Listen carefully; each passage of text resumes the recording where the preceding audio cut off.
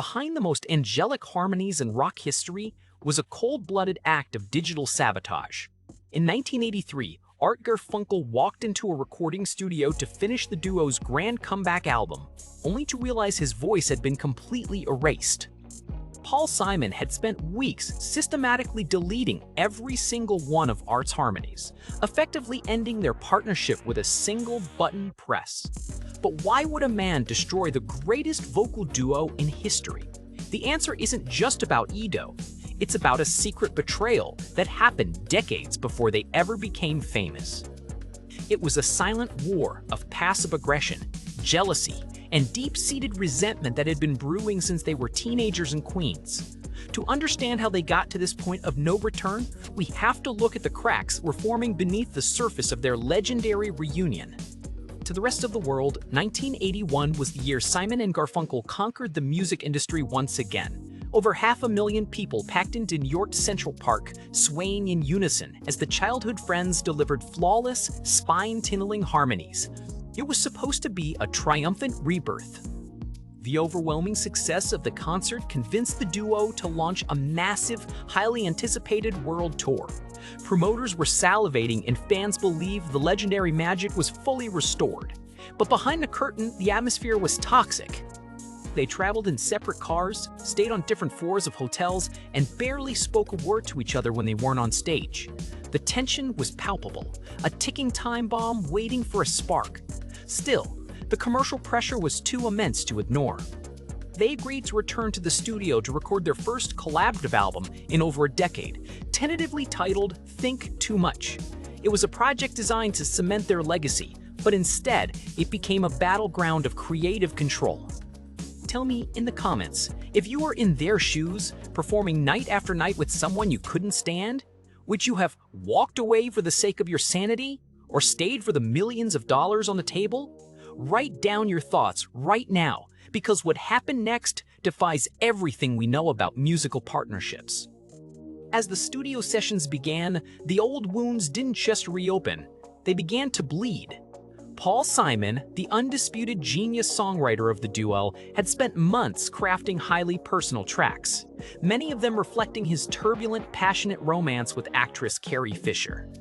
But as Art Garfunkel stepped up to the microphone, Paul felt a growing sense of irritation.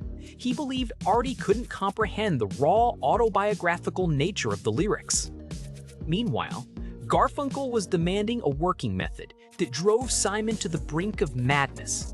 He wanted Paul to lay down all the backing tracks first, allowing Artie to stroll in later and record his harmonies over them at his own pace. Simon felt this was a direct threat to his creative control, a slap in the face from a man who didn't write a single lyric. But what Garfunkel didn't know was that the resentment burning inside Paul Simon wasn't just about this new album. It was fueled by a dark, hidden history, a betrayal so deep that Art Garfunkel claimed it shattered his life forever. What could Paul have possibly done to create a 70-year grudge? To find the answer, we have to look at a moment that happened long before the world ever heard of Simon and Garfunkel. In the late 1950s, there were just two teenagers performing under the moniker Tom and Jerry. They scored a minor hit with a song called Hey Schoolgirl, earning them a coveted spot on American Bandstand. They were supposed to be a team. But then, behind Art's back, Paul Simon did the unthinkable. An independent record executive offered Paul a solo deal to record under the pseudonym True Taylor. Without a single word to his best friend and musical partner, Paul accepted the offer and released a solo single called True or False. When Art discovered the record on his own, his world collapsed.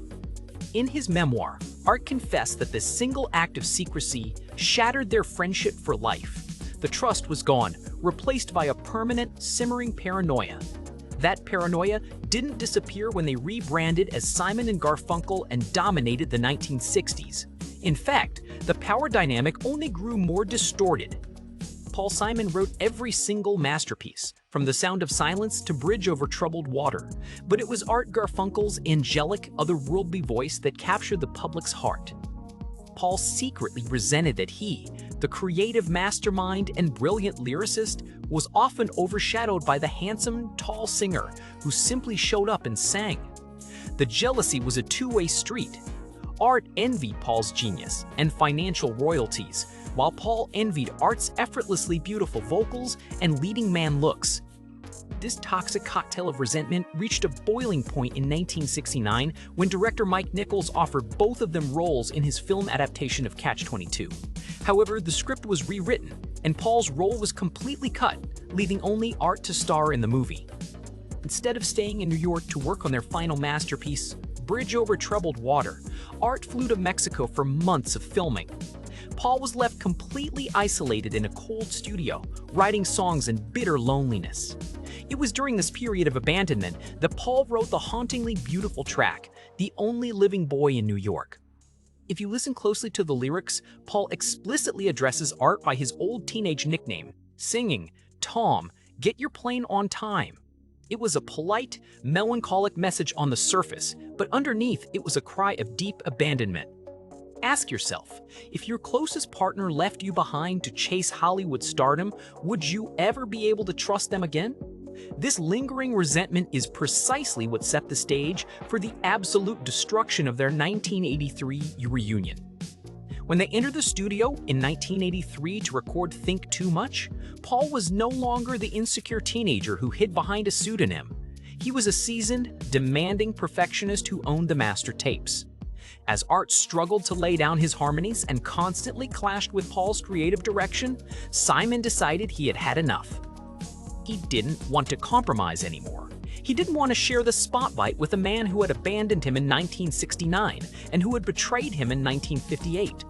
In a move of staggering ruthlessness, Paul Simon instructed his recording engineer to wipe Art Garfunkel's vocals entirely from the master tapes. Weeks of painstaking vocal work, gone in an instant.